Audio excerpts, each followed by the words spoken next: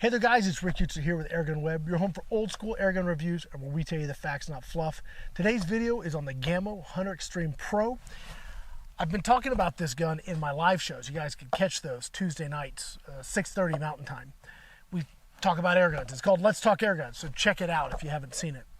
This gun is sort of like a major throwback to the days when I first started, and I was super excited about airguns, like the Gamo Hunter Extreme. That just had captivated my imagination of an airgun that could shoot 1,600 feet per second and all. I mean, it was just crazy what they were claiming with these guns. And under the right circumstances, at the right elevation, with the right ammo, and et cetera, you could get 1,600. I was recently at Gamo Daisy, and was shooting a new prototype airgun, very cool, and every shot, this was 177, every shot with the PBA gold ammo, wasn't even their lightest ammo, the PBA ammo was over 1,600 feet per second. So it can be done, and that's impressive. I mean, yes, it's light, we can start question accuracy and all that other stuff, but that's a lot of velocity. So it captured my attention. Well, those guns kind of went away after a period of time, and Gamo has brought them back. This gun is a Gamo exclusive. If you want this gun, you're going to need to go to www.gamousa.com. It is an online exclusive through their website. It's reasonably priced, and it's built really, really well. Beautiful wood stock, all steel. We're talking even a steel breech. It does have the Whisper front end, which is cool. It has the IGT gas ram. So in some regards, some may say it's a little bit better than the original Hunter Extreme. I'm an old school guy. I still like traditional springs. But besides that, we're going to shoot it. And I have not done much of anything with this. I've shot a little bit, just at some rocks in the driveway kind of a thing. I've not done anything serious with it. But we've got good light and fairly decent conditions. So we're going to do a video on this gun, our sort of first out of the box, take a look at it. One of the things I love about this are the open sights. I have terrible eyesight, so open sights for me aren't really a great option. But if the open sights are decent sights, now these are micro-click adjustable fiber optic sights, very fine, really, really nice. I still struggle with open sights, but I like these. I can use these. Now, am I going to be as good as somebody with good eyesight? Probably not. But I do like them, and my intention for this gun is to keep it without a scope. Now, if you want to scope it, you certainly can. Has the recoil reducing rail, 11mm dovetail with the scope stop hole and all that stuff. You can put a scope on it if you want it, but for me, I'm going to take this, put it in a Gamo Buddy Sling, and this is going to be my roaming around the range kind of air gun where I can just pull up and shoot and not have to worry about hold over, hold under, scoping, all that. This is just pure utility with a lot of power behind it. So I'm going to be shooting today one pellet. Now I know some folks are going to say, what about this pellet? What about that pellet? We're going to get to that. Guys, we'll do pellet testing. Relax, we'll get to it. But I know, just from experience, that if you're shooting a 22 Gamo, the red fires usually shoot pretty darn good. Like the 22 Magnum really loves them. And I'm guessing this is going to be similar. Maybe I'll be shown wrong, but that's what I'm running. Now, this doesn't have the swarm mechanism, so this is really throwback, old school. That doesn't bother me, not in the slightest. For me, nostalgia is at work here, and I'm just really excited to show you guys this video.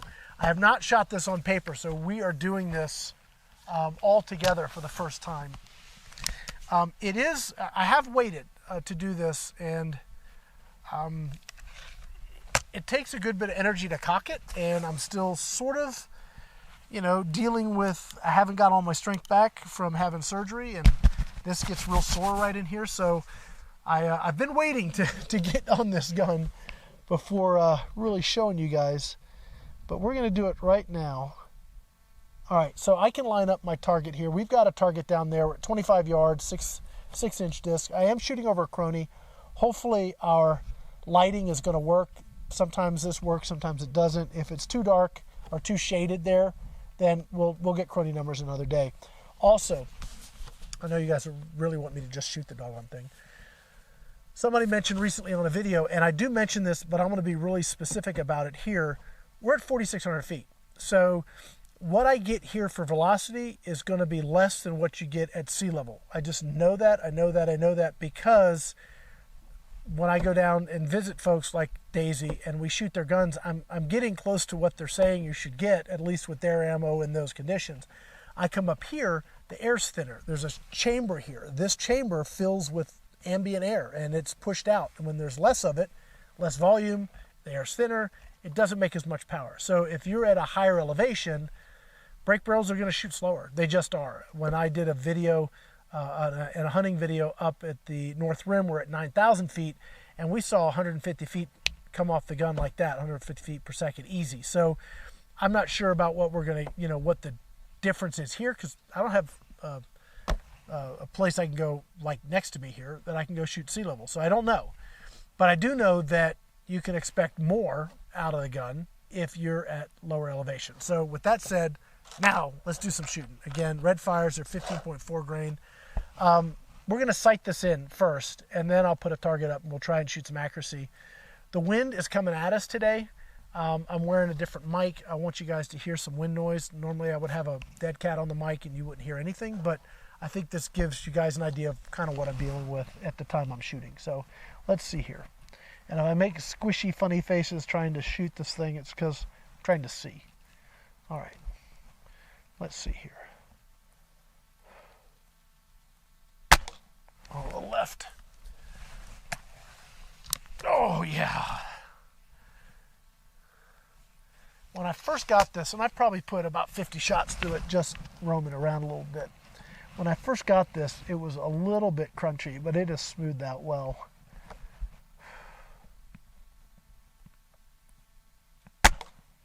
Okay, that's pretty close, so I might just need to bring them to the right a little bit.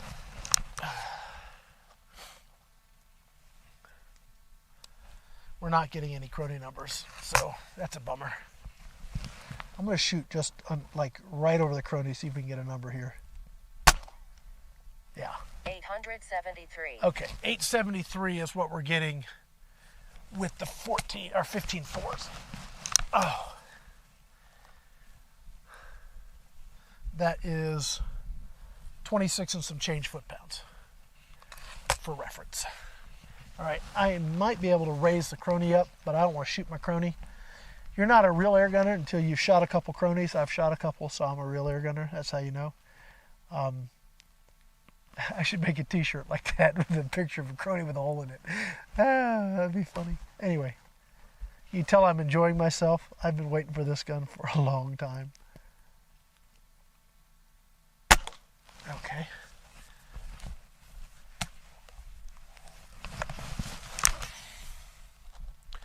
Might be able to just move that to the right because, boy, up and down is pretty good.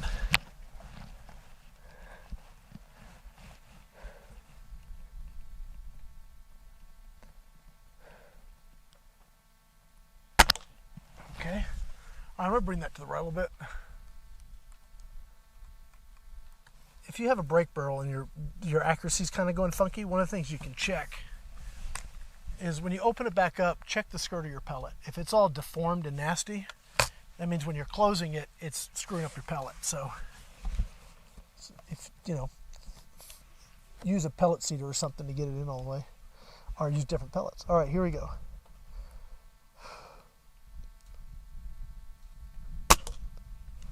Okay, we're still in that little group there.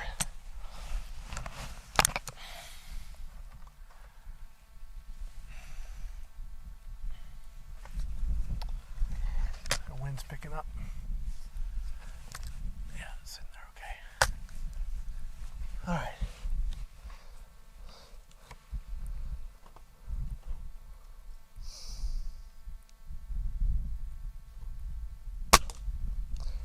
All right, so I'm just like grouping over there to the left.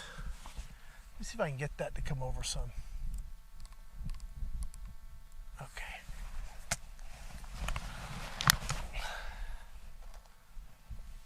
25 yards, open sights.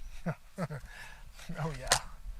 I would take this rabbit hunting. Oh my gosh. Rabbit, collared dove, jackrabbit, prairie dog, raccoon.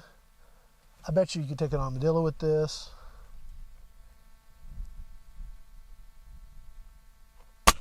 Oh yeah, there it is.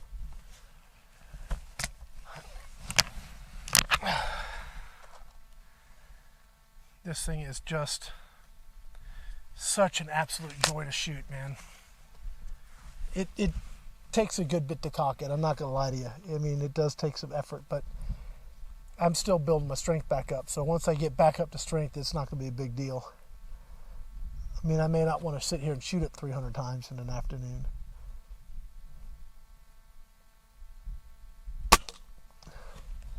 The shape of the stock, real quick. When you're shooting a Magnum Springer, you're dealing with double recoil. I've talked about that a ton of times.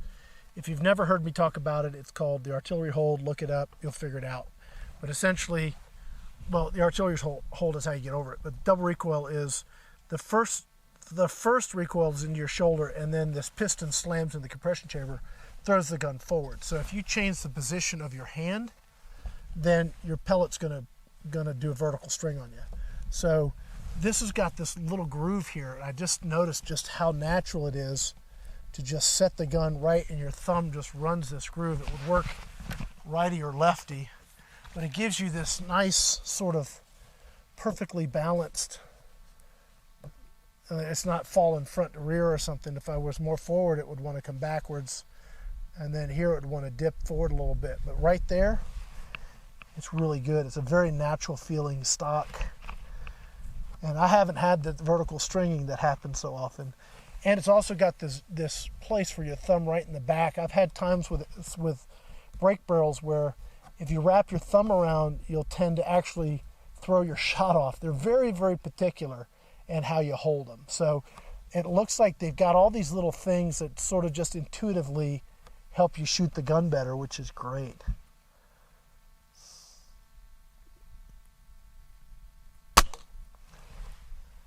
I still think I'm going to the left. Okay. All right.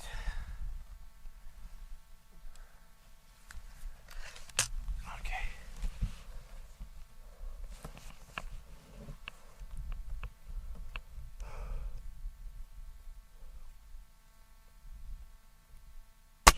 Okay, there it is. A little low.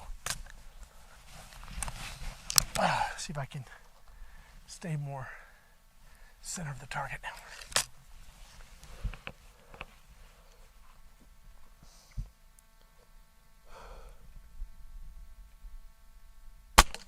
There it is.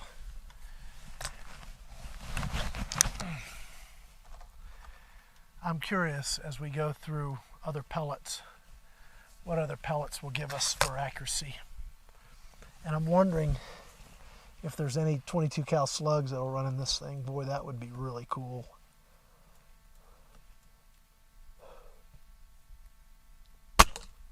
Yeah, that is absolutely wonderful. Guys, I'm probably going to wrap this video up. I am super excited. I wanted to just kind of get out here and show you guys a little bit about this air gun. It's completely different when you're holding something that you have this connection to.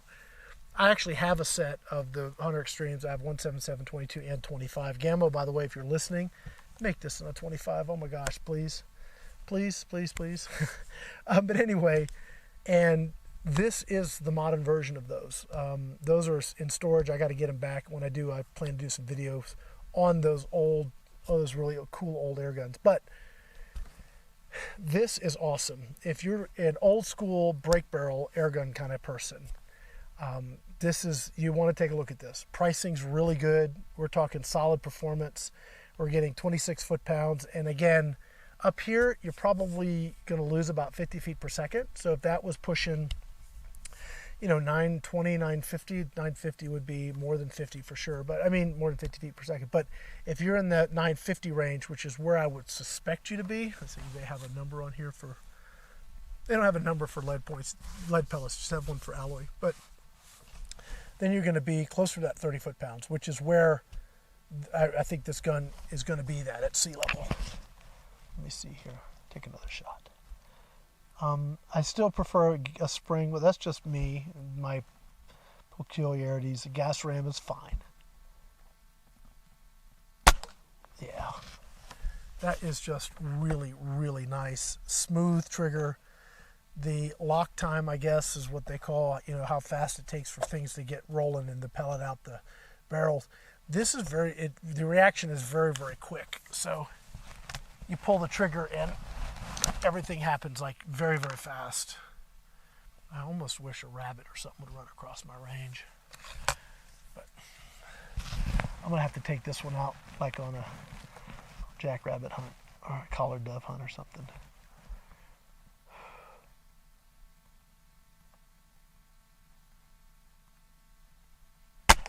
Yeah, I mean, this is just really, really nice, guys. This is the Gamo Hunter Extreme PRO in 22 caliber, exclusively at GamoUSA.com. This video is brought to you by Gamo, but man, I would be doing this video anyway, even without their sponsorship, because this gun is a throwback to my very first days into airgunning and how I got so excited about the sport. So very, very cool. I would say if you're into old school brake barrels, you're going to want to get one of these. They don't make them like this anymore.